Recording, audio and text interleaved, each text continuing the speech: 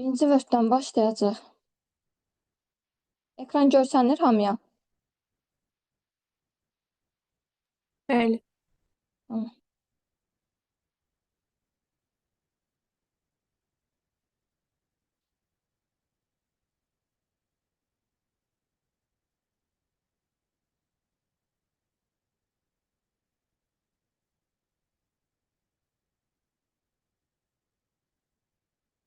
Salam, axşamınız xeyir olsun. Axşamınız xeyir olsun. Diqqətimiz burada olur. Başlayırıq Worddən.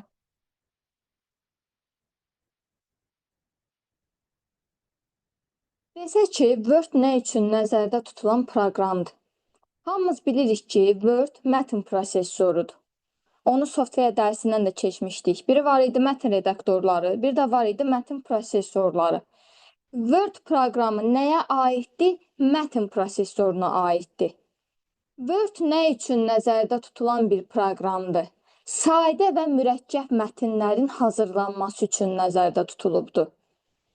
İmtahanda sual verir, deyir ancaq sadə mətnlərin, yoxsa deyir ancaq mürəkkəb. Bir də cavab variantında olur ki, həm sadə, həm mürəkkəb mətnlərin hazırlanması üçün. Götürəcəyik ki, Word həm sadə, həm mürəkkəb mətnlərin hazırlanması üçün nəzərdə tutulan proqramdır. Word-də susmaya görə olan faylın adı Document 1-dir. Soruşur, deyir Word-də susmaya görə olan faylın adı nədir? Deyəcək ki, Document 1-dir. Bəs bu Document 1 harda yerləşir? Bu hissə başlıq sətri adlanır. Bu yuxarı hissə gördüyümüz başlıq sətridir. Həmən bu susmaya görə olan faylın adı, yəni Document 1 harda yerləşir? Başlıq sətrinin mərkəz hissəsində yerləşir. Susmaya görə olan faylın adı, yəni Document 1 harda yerləşdi? Başlıq sətrinin mərkəzində. Başlıq sətrinin yuxarı sağ küncündə, yəni bu hissədə 3 dənə düymə var. Bu 3 dənə düyməni ümumilikdə soruşsa ki, funksiyaları nədən ibarətdir? Deyəcəyik ki, pəncərəni idarə edən düymələrdir. Baxın, üçü bir yerdə pəncərəni idarə edən düymələr adlanır. Amma tək-tək soruşsa, tək-tək X closed, yəni cari sənədimi, cari açdığım pəncərəmi bağlamaq üçün nəzərdə tutulubdur. Klaviatura qarşılığını soruşar close-un. Ctrl F4 düyməsidir. Close, cari pəncərəni bağlamaq üçün nəzərdə tutuldu. Klaviatura qarşılığı nə oldu? Ctrl F4. Daha sonra bu işarə maximize və yaxud da ki, restore. Əvvəlki pəncərə ilə bərpa edir. Yəni, böldür və yaxud da ki, kiçildir. Restore edir. Bir də var minimize.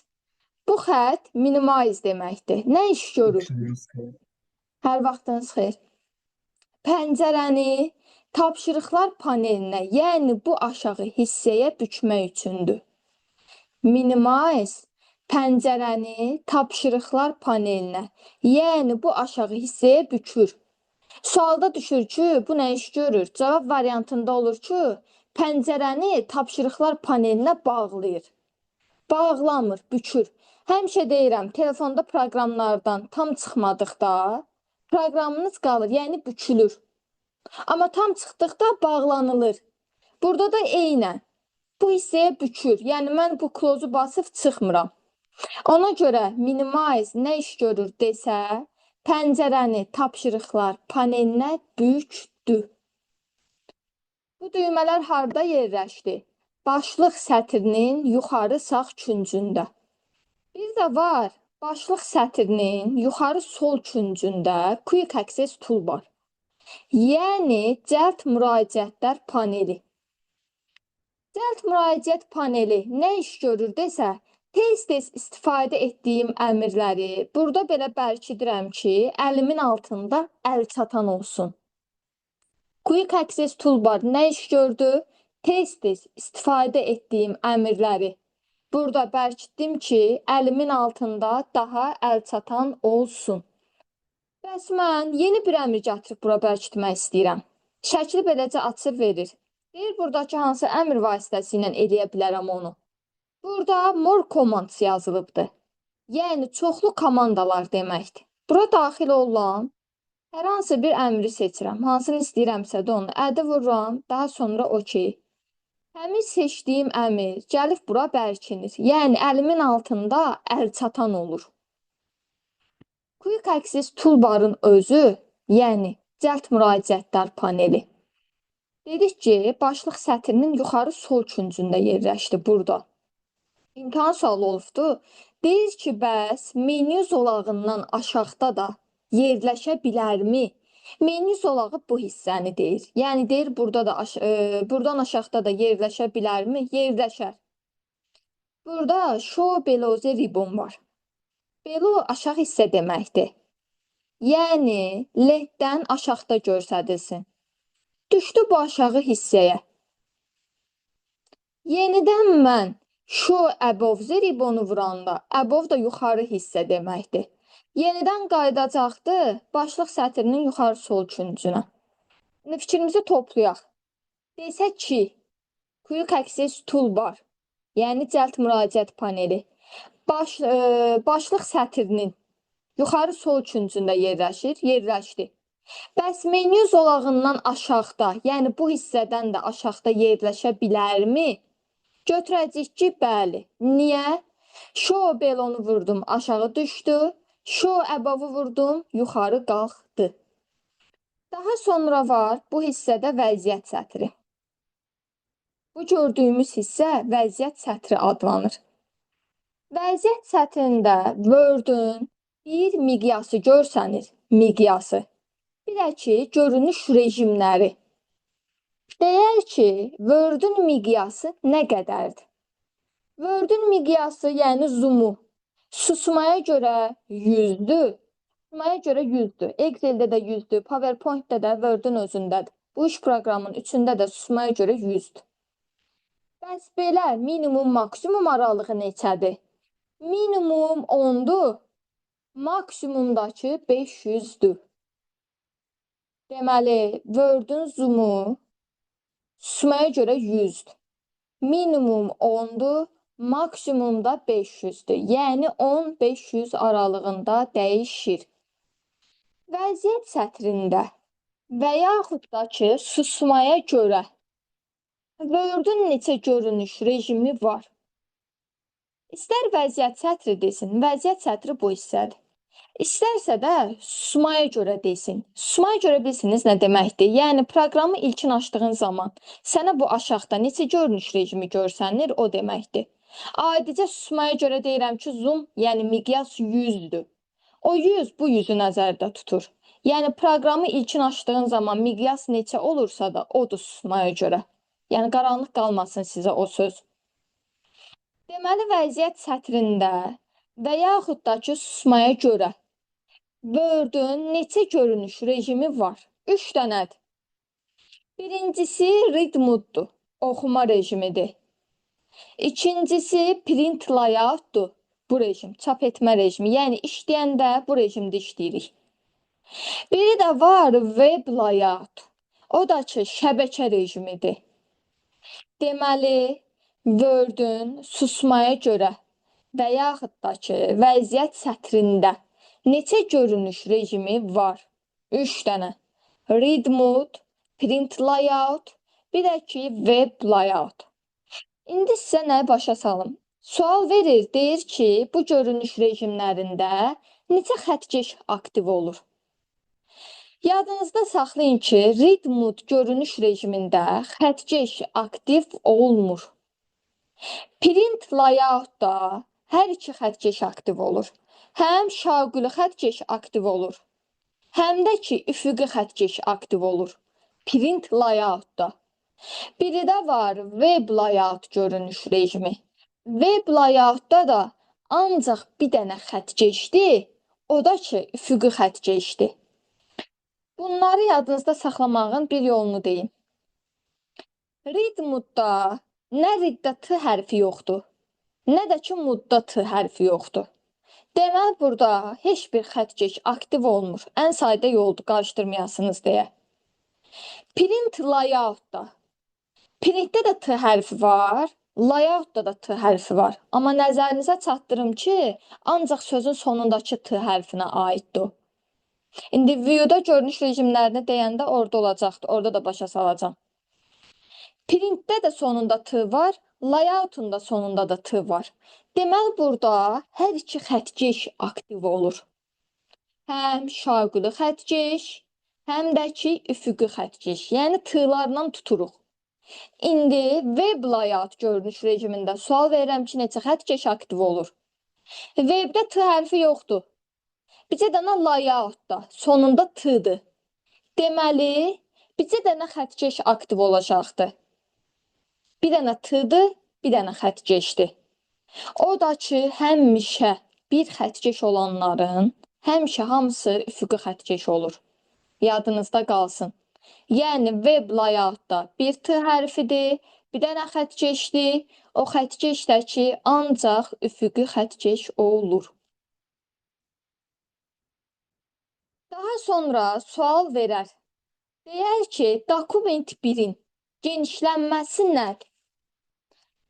Burada diqqətli olun ki, Excel-də də var Book 1-in genişlənməsi, PowerPoint-də də var Presentation 1-in genişlənməsi.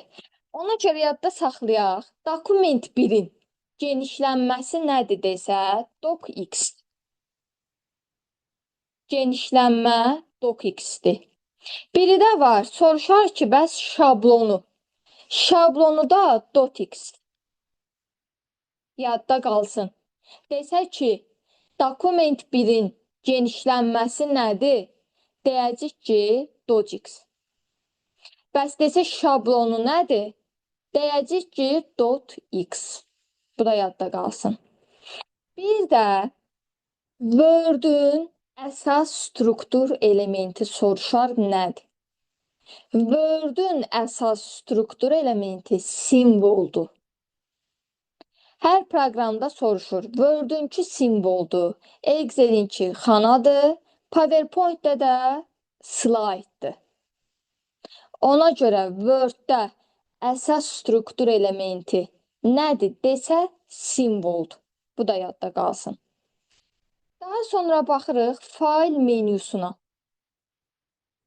Fayl menüsunda birinci deyim ki, sual verər. Deyər ki, Word-ün printində maksimum neçə vərəq çap etmək olar?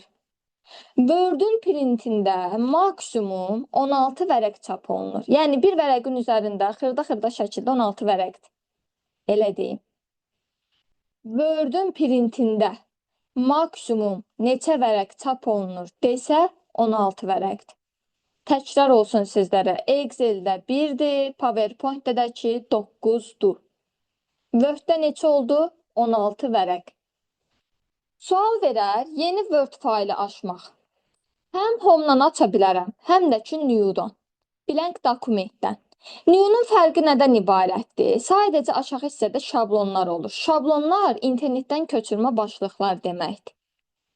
Yəni, şablonlarla birgə köçürülmə New-dadır. Open xarici yaddaşda olan fayllarımı açmaq üçün nəzərdə tutulubdur. Open-ın klaviatura qarşılığını soruşsa, Ctrl-O-dur. Baş hərfindən də elə. Ctrl-O düyməsidir. Nəyin klaviatura qarşılığı oldu? Open-ın. Sual verir, deyir ki, sənədimə parol qoymaq, yəni fayla parol qoymaq. Bir infodan olur, bir də ki, save as-dən. Sizə sual verəndə necə verir? Deyir ki, fayla parol qoymaq üçün bir fayl menüsündən, infodan istifadə edirəm. Bir də deyir, başqa hansı əmrdən istifadə edirəm. Deyəcəm ki, fayla parol qoymaq üçün bir infodur, bir də ki, save as-dır. Infodan protect document var. Protect document. Burada restring editing var. Yəni, düzəlişlərə paroldur, redaktaya parol qoymaqdır. Bir, buradandır, fayla parol qoymaq, infodan. Bir də ki, save as-dəndir. Sual verər, deyər ki, save-lə save as-in fərqi nədən ibarətdir? Save faylımı ilkin formada yadda saxlamaq üçün nəzərdə tutulubdur. İlkin formada yadda saxlamaq üçün nəzərdə tutulubdur save. Save as faylda dəyişikliklər etdikdən sonra yadda saxlamaq üçündür. Bəs mən save as-də faylla bağlı hansı dəyişiklikləri edə bilərəm? Yadda qalsın. Faylımın bir adını dəyişə bilərəm. Fayl name-lə. Faylımın tipini dəyişə bilərəm. Tag əlavə eləyə bilərəm. Isers müəllif deməkdir. Yəni ki, hesab əlavə edə bilərəm. Yeni hesab əlavə edə bilərəm. Bir də ki, Tools'dan, General Options'dan ümumi faylıma parol qoya bilərəm.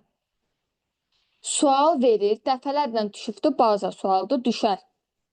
Deyər ki, save as-də hansı dəyişiklikləri etdikdən sonra save-də yaddaşa verə bilərəm? Deməli, faylımın adını dəyişdim.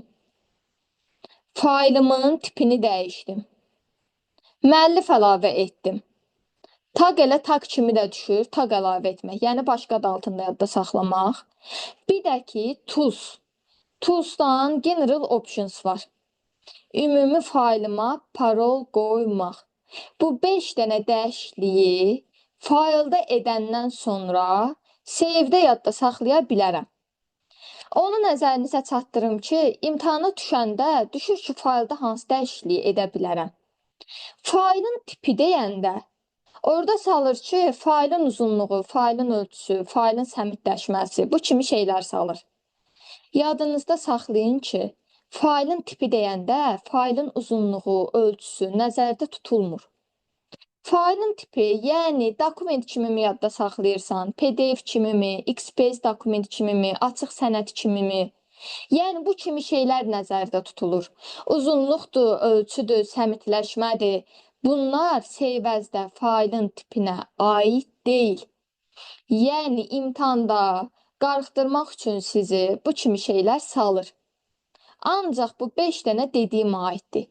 Və tipinə yenə deyirəm. Uzunluq, ölçü, səmitləşmə bu kimi şeylər aid deyil. Save as-in klaviatura qarşılığı F12 düyməsidir. F12. Amma save-in klaviatura qarşılığı Ctrl-S-dir. Deməli, save as F12, save-inki Ctrl-S. Daha sonra gəlirik printə. Print məsələsindən imtahana tez-tez salırlar. Hər imtahan olmasa da bir imtahandan bir, iki imtahandan bir mütləq print məsələsi düşür. Print məsələləri nə tipdə sizə düşəcəkdir?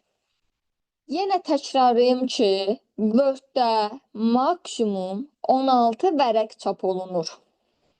Printin klaviatura qarşılığı Ctrl-P düyməsidir. Ctrl-P. İndi sizə hansı tipdə suallar düşər? İlk öncə print məsələsini işləyəndə hansı nüanslara fikir verəcəyik? Yəni, hansı hissələrə? Birinci baxacaq bu hissəyə. Print all page yazılan hissəyə. Burada baxırıq, burada izah edirəm. İzah eləyəndən sonra testin üstündə də işlədirəm. Görürəm ki, başa düşübsünüz, yekunlaşdıracam printi. Deməli, printi işləyəndə birinci baxırıq bu hissəyə. Print all page yazılanı. Daha sonra gəlib baxırıq bu hissəyə. Print one side. Print one side bir üzlü çap olunma deməkdir. Yadda qalsın. One side gördüksə bir üzlü deməkdir. İşte burada both sides görsək, both bu sözü görsək, iki üzlü çap olunma deməkdir. Deməli, birinci baxdım bu hissəyə. İkinci baxdım bu hissəyə. Üçüncü baxıram bu hissəyə. Ən sonda da baxıram kopyanın sayına. Kopyanın sayı olsun, vərəqin sayı olsun, yəni müxtəlif verə bilər. Misal üçün, deyirəm ki, mənim ümumilikdə print all page yazılan hissədə mütləq yuxarıda şərt verir. Deyir ki, mənim 20 vərəqim var. Şəkil üzrə çapa verilsə, sonda neçə A4 vərəqim çap olunar? Baxın, 20 vərəqim var, şəkil üzrə çapa verilsə, sonda neçə A4 vərəqim çap olunar? Dedim ki, print all page bütün vərəqlər, yəni 20 vərəqim var. Print both sides yazılıbdır. Both sides da 200'lü deməkdir. 20'ni böləcəm 2'yə. Baxın, both sides 200'lüdür deyə 20'ni bölürəm 2'yə. İşdir. Burada one side olsa, bu olsa. Böləcəydim 1'ə. İndi both sides'dir deyə böldüm 2'yə. 20'ni 2'yə böldüm. Cavabı tapdım 10. Sonra dedim ki, baxıram bu aşağı hissəyə. Onu yenidən 2'yə bölürəm. Çünki 2 verir axı vərəqimi. Onu 2'yə böldüm. Tapdım 5. 5'i də sonda vururam kopyanın sayına. 1'ə. 1 verməsin, 3 versin. Yəni kopyanın sayı neçə verilibdirsə də vururam 10'a. 5'i də vurdum 3'ə, 15 vərəq. Deməli, sonda 15 vərəqin çap olunmuş olar. Fikrinizi nəyə cəmləşdirirsiniz? Bu hissəyə fikir verdiniz. İndi bu hissə deyəcəm ki, ən çox nədə sizin köməyinizə çatacaqdır. Burada bölünür. Sadəcə böləndə diqqətli olun. Both verilsə 2'yə, one verilsə 1'ə böləsiniz. Daha sonra bu aşağı hissədə də bölünür. Vərəqin sayı neçə göstərilibdirsə də. Sonda da vurulur kopyanın sayına. Bu belə. İndi misal üçün başqa bir tipdə verər. Əgər custom printdə versə, yenə eyni şeydir. Tutalım 20 vərəq verilir. Buradakı vərəqlərin neçə üzdə olacaqsa da ona bölünür. Neçə vərəq şəklindədirsə yenidən aldığınızı bölürsünüz. Sonda kopyanın sayına vurulur. İndi fərqli tipdə necə salar?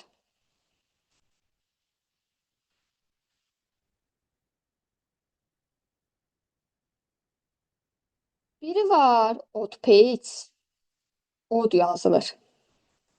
Biri də var even. Even demək cüt vərəqlərin sayı deməkdir.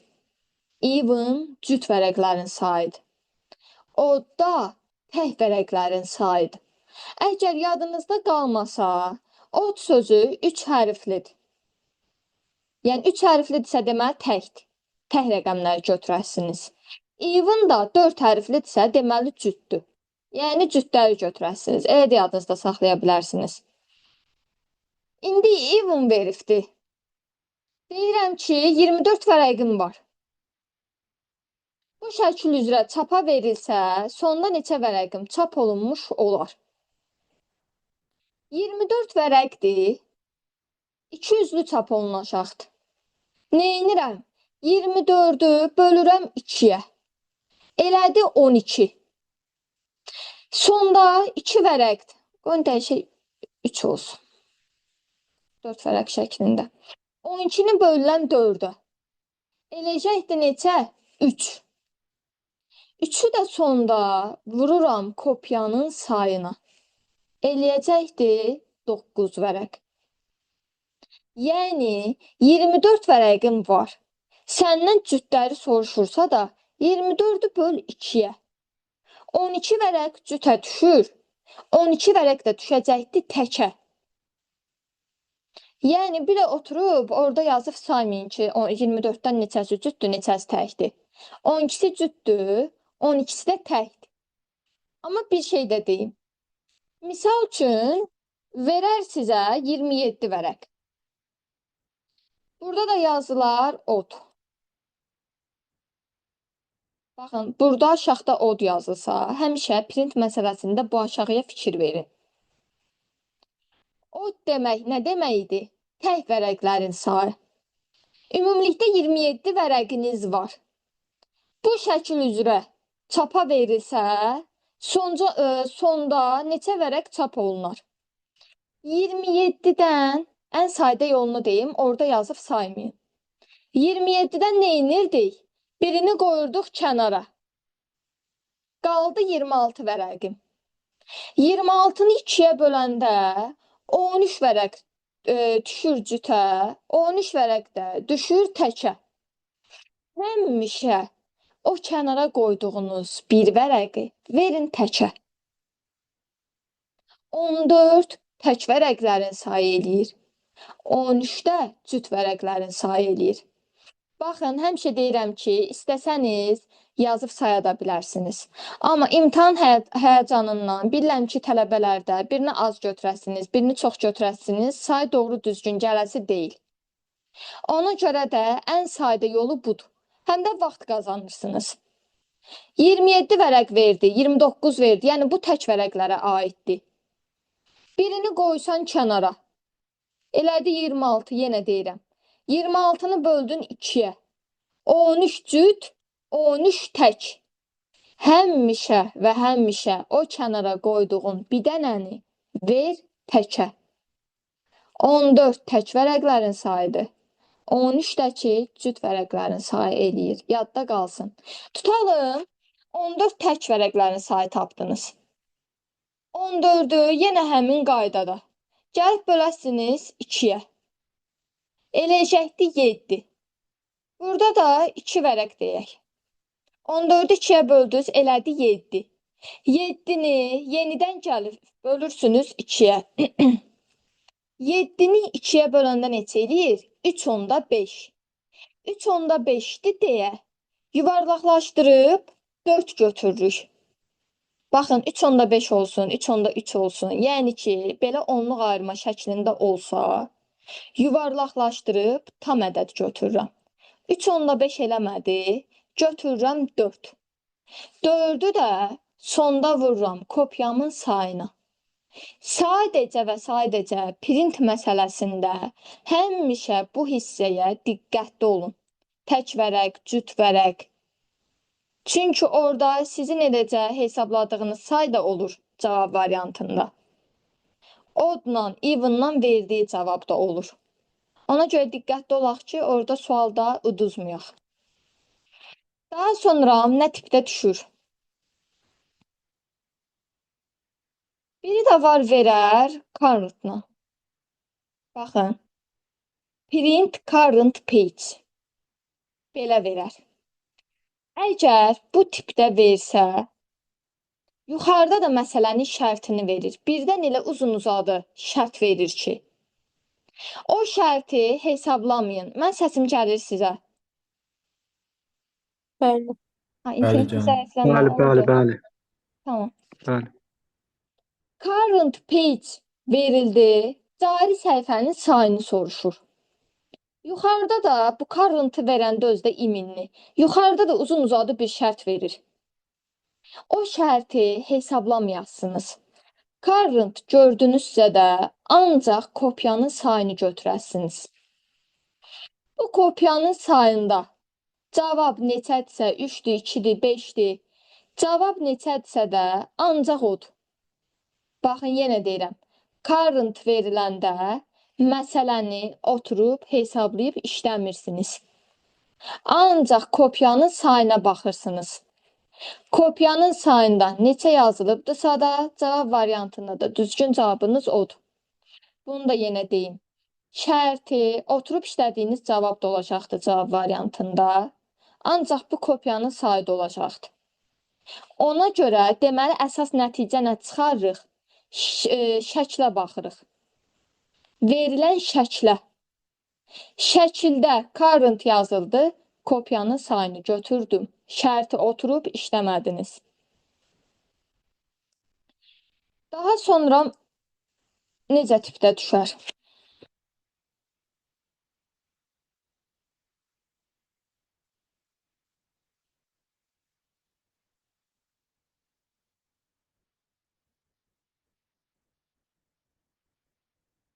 Misal üçün, bu tipdə sizə sual düşər. Bunu necə hesablayasınız? Birincisi onu deyim ki, desək ki, burada vərəqlərin sayını tapasınız, sonra həmin qayda ilə həll etməkdir. Amma vərəqlərin sayını necə tapasınız? Biri var ki, 5 də daxil olmaqla 8-ə kimi vərəqlərin sayını götürürsünüz. Yəni 5, 6, 7, 8 eləyir 4 vərəq. Amma bunu da sadə yolla deyim, elə yadınızda qalsın. 8-dən ikinci rəqəmdən 8-dən çıxın 5-i. Elədi 3. 3-ün üstünə gəl 1. Elədi 4. Deməli, 5 minus 8 aralığında neçə vərəqin var? 4 vərəqin. 11 minus 15. İkincidən birincini çıxırsınız ha həmişə. 15-dən 11-i çıxdınız. Elədi 4. 4-ün üstünə gəldin 1. Elədi 5. 4 vərəq burada, 5 də burada. Toplayanda neçə elədi? 9 vərəq. 11 ilə 14-ü həmişə tək vərəq kimi götürürsünüz. Yəni 9-un üstünə 11 gəlmirsiniz. 9-un üstünə 1 gəlirsiniz. 1 vahid kimi götürülür. Baxın, aralıq verir. Bir də sonda belə rəqəmlər verir. O rəqəmləri tək vərəq kimi götürürük. Yəni 1 vahid kimi götürülür hər biri. 9 vərəqin bu aralıqların cəmi elədi. 10, bir də ki 11. Yəni 10 bu 11-dir, tək vahid kimi götürdüm. 14 də ki 12-dir. Elədi neçə vərəqim? Daha doğrusu 9, 10, 11 vərəq. 11 vərəq tapdım ümumilikdə burada.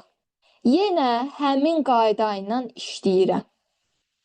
11-i bölürəm 2-yə. Neçə eləyir? 5 onda 5. 5 onda 5-i yuvarlaqlaşdırıb götürürəm 6. Elədi 6. 6-nı sonda gəlib bölürəm 2-yə. Elədi 3. 3-ü də yenə ən sonda həmişə kopyanın sayına vurulur. 3-ü də vururam 3-ə. Elədi neçə? 9 vərəq. Aynur, başa düşürük bunu. Buyur Bəli, Amir. bəli, başa düşürəm. Prosta zəhmət olmasa, əgər böyüdə bilərsinizsə o miqyasını 70 yox, biraz daha artıq eləyə bilsəz, çox xırda görsənir. O ancaq printə təsir eləyir. Bu şəklə təsir eləmir. Anladım, oldu. Ona görə. Müəllimə, olar bir dənə söz deyim. Burada məsələn 11-15 aralığı götürmüşdük də. Ha, Burada indi təkdə veribdi 11-14. Buradakı tək olan 11-i yenə götürürük. götürülür. O, bunun içində verdiyimiz zaman götürülmür. Hə, aydındır müəllim, aydındır. Vərəqlər şəklində götürüləcəkdir. Amma burada misal üçün 5-8 verildi. Daha sonra tutalım verirəm 8-15. 8-15 verəndə artıq o 8-i içərisində götürməyəsiniz. 9-dan başlayıb götürəsiniz. Çünki niyə? Bu aralıqda 8-i veribdi. Ona görə götürülmür. 9-dan başlayıb götürməlisiniz. Aydındır? Amma biri də Bəli, bəli. var. Necə sual düşər sizə, onu da deyim. Misal üçün burada rəqəmləri dəyişək.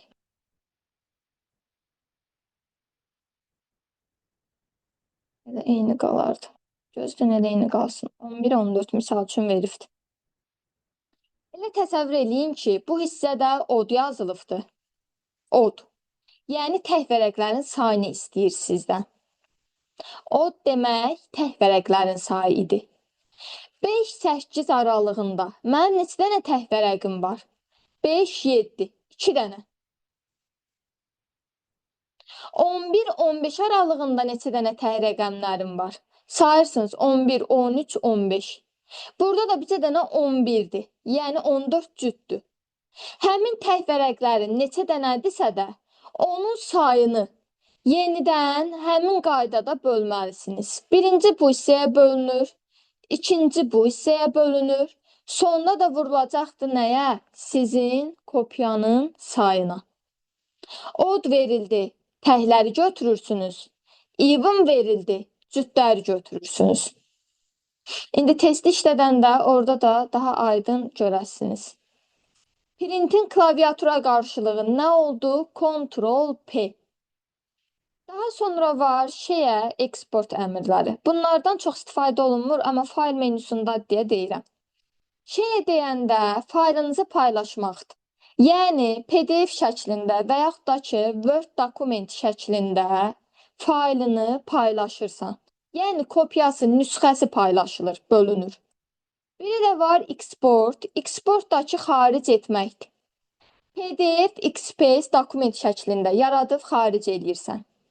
Change file tip var. Yəni faylın tipində dəyişiklik edib xaric eləyirsən. Daha sonra send document to Kindle var. Yəni ki, faylını kimlərə göndərəsənsə də onların siyahısıdır. Yenə xaric eləyirsən. Export əmrindən. Close dedik ki, cari sənədini, cari pəncərəni bağlamaq üçün nəzərdə tutulubdur. Klaviatura qarşılığı Ctrl F4-dür. Account əmri var. Nə üçündür? Müxtəlif hesablar əlavə edib silirsən, yəni hesablarını dəyişirsən. Daha sonra sual verər. Deyər ki, təklif, irad, məsləhət, tövsiyə bildirmək üçün hansı əmrdən istifadə olunur? Təklif, irad, məsləhət, tövsiyə. Feedback əmridir. Feedback. Deyirdim, YouTube-da videolara falan baxanda qarşınıza çıxır belə üz ifadələri. Yəni o deməkdir. Həmin video ilə bağlı nəsə məsləhətində üst cizginlə bildirirsən. Elə də faylda.